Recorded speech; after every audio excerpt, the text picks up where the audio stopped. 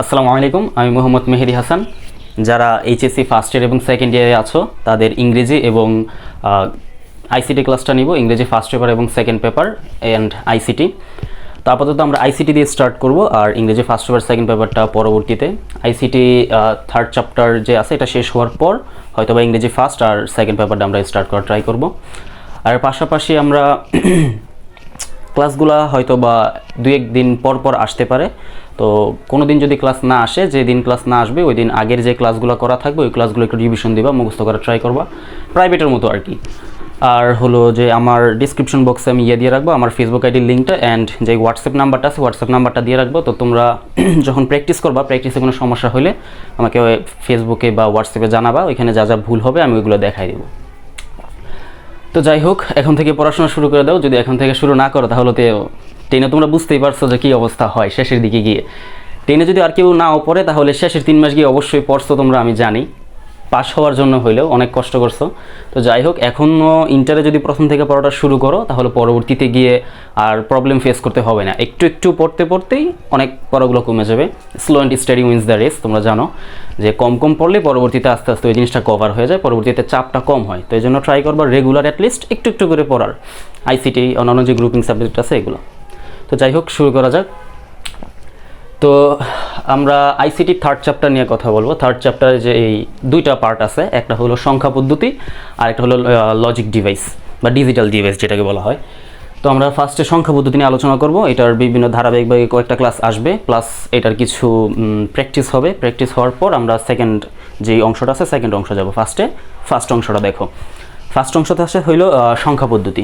তো সংখ্যা পদ্ধতি কাকে বলে? কোনো সাংকেতিক চিহ্ন ব্যবহার করে কোনো কিছু গণনা করার পদ্ধতিকেই সংখ্যা পদ্ধতি বলে।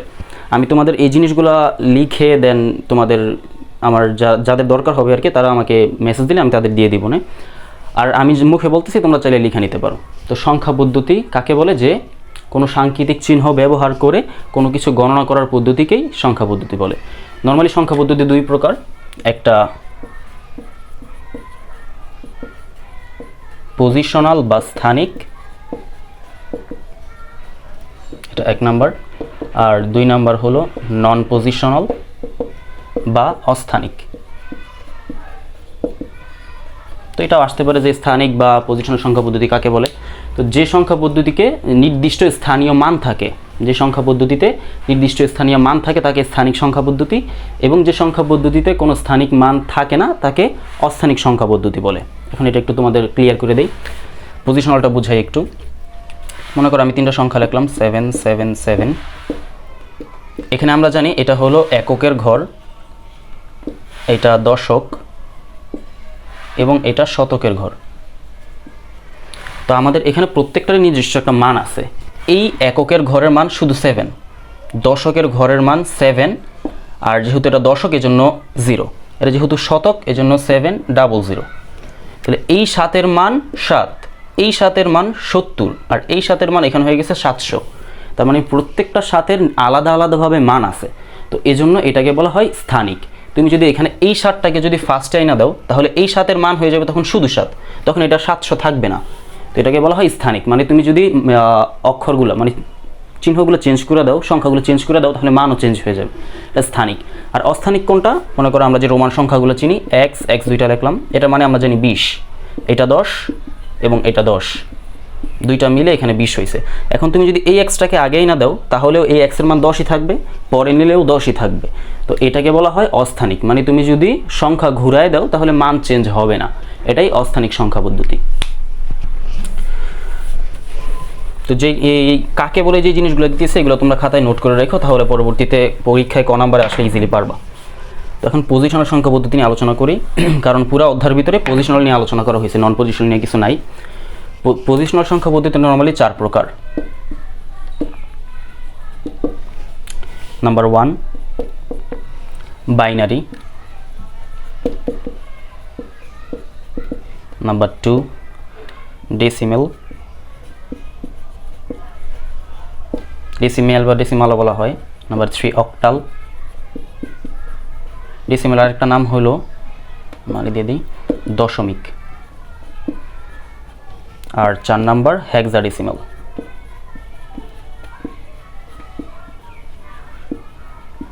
এই চারটা বাইনারি, ডেসিমাল বা দশমিক, অক্টাল, হেক্সাডেসিমাল। তো বাইনারি সংখ্যা পদ্ধতিতে তোমার বেস বেস বা ভিত্তি 2। এটার মানে কি? এটার মানে হলো যে বাইনারি সংখ্যা পদ্ধতিতে দুইটা সংখ্যা আছে, একটা 0 আর একটা 1, এই জন্য এটার বেস 2। ডেসিমাল সংখ্যা পদ্ধতিতে বেস হলো 10, কারণ এটাতে 10টা সংখ্যা আছে। কি কি? 0 থেকে 9 পর্যন্ত, 0 1 2 3 4 5 6 7 8 9, যেহেতু 10টা এই জন্য ডেসিমাল সংখ্যা পদ্ধতিতে ভিত্তি 10। অক্টালে 8, 0 থেকে 7 পর্যন্ত, 0 1 2 3 4 5 6 7। কেউ মনে করো না যে 8 পর্যন্ত, 8 পর্যন্ত হবে না, 0 থেকে 7 পর্যন্ত, এটা হলো গিয়ে অক্টাল সংখ্যা পদ্ধতিতে। আর হেক্সা সংখ্যা পদ্ধতিতে হেক্সাডেসিমাল হলো টোটাল বেস 16। এটা হবে ফার্স্টে 0 থেকে 9 পর্যন্ত, ফার্স্টে 9, এখানে 10টা, আর বাকি 6টা হবে A B C D E এবং এফ। এই টোটাল 16টা সংখ্যা। এখানে এ মানে 10, বি মানে 11, সি মানে 12, ডি মানে 13, ই মানে 14 এবং এফ মানে 15। এখানে আমরা হেক্সাডেসিমালে আমাদের 10 11 12 13 14 15 এগুলো লেখা হয় না, নর্মালি 10-এর বদলে লেখা হয় এ, 11-এর বদলে বি, 12-এর বদলে সি, এরকম করে আর কি লেখা হয়। তো তোমরা এই জিনিসগুলো ডিরেক্ট মুখস্থ করে নিবা, যে আমি নির্দিষ্টভাবে এই অঙ্কে যখন থাকবা তখন গণনা করে বের করার সময় থাকবো না যে এ মানে 10, বি মানে 11, ডিরেক্ট তোমার মুখস্থ করে থাকতে হবে যে ডি মানে 13, এফ মানে 15, বি মানে 11, ডিরেক্ট মুখস্থ করে নিবা এইভাবে। তো এটা গেলো একদম বেসিক। তো এখন এইখানে আমাদের রূপান্তর আছে, যে বাইনারি থেকে ডেসিমালে যাও, ডেসিমাল থেকে অক্টালে যাও, আবার অক্টাল থেকে বাইনারিতে, সেরকম বিভিন্ন রূপান্তর আছে। তো তোমাদের ফার্স্ট কাজ হলো এই জিনিসগুলো একদম বেসিক ধারণা নিয়ে রাখা, তাহলে পরবর্তীতে যেই রূপান্তরগুলো হবে রূপান্তরগুলো একটু ইজি হবে। তো এইটাই আর কি ফার্স্ট বেসিক। এখন আমরা একটু রূপান্তরে যাই। এগুলো তোমরা উঠাই নিও, ভিডিও পাস করে উঠাই নিও, একটা রাফ খাতা বানাই নিও, ওই রাফ খাতায় সব কিছু উঠাই রাখো, তাহলে পরবর্তীতে পড়তে ইজি হবে।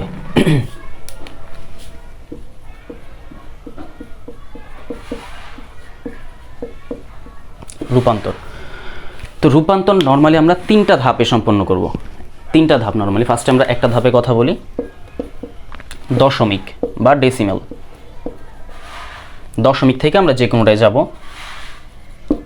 দশমিক থেকে বাইনারি, দশমিক থেকে অক্টাল, দশমিক থেকে হেক্সাডেসিমাল।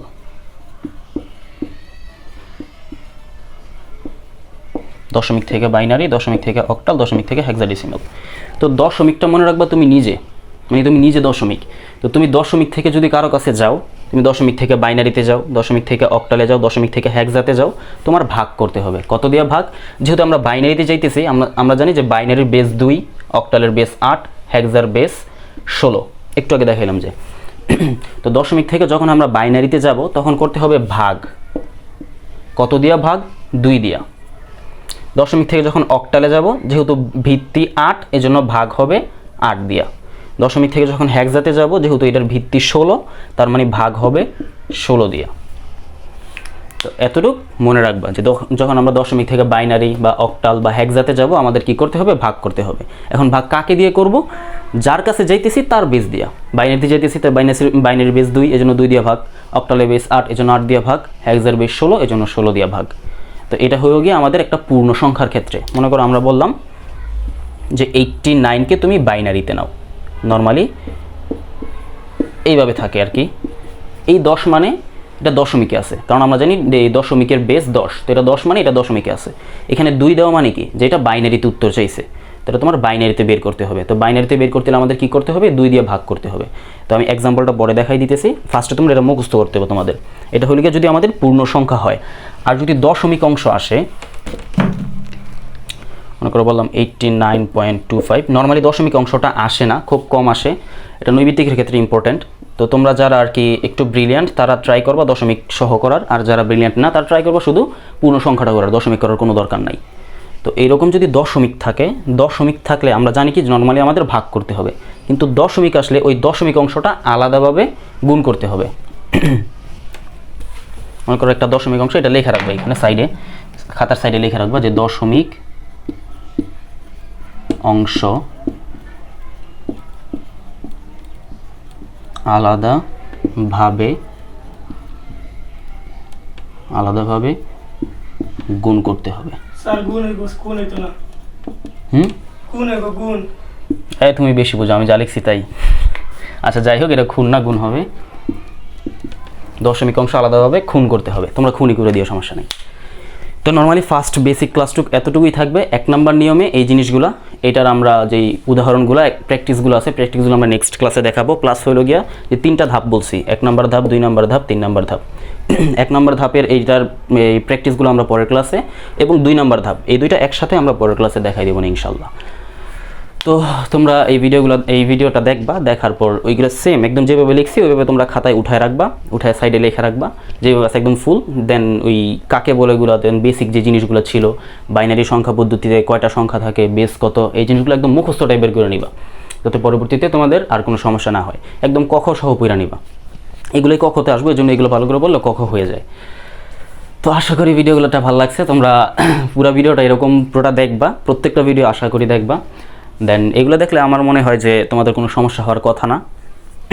এগুলো রেগুলার প্র্যাকটিস করলে ইনশাল্লাহ তোমাদের আইসিটিতে যে সমস্যাগুলো আছে সমস্যাগুলো সলভ হয়ে যাবে আশা করি। আসসালামু আলাইকুম, আজকের মতো এখানেই শেষ। ওয়ালাইকুম আসসালাম।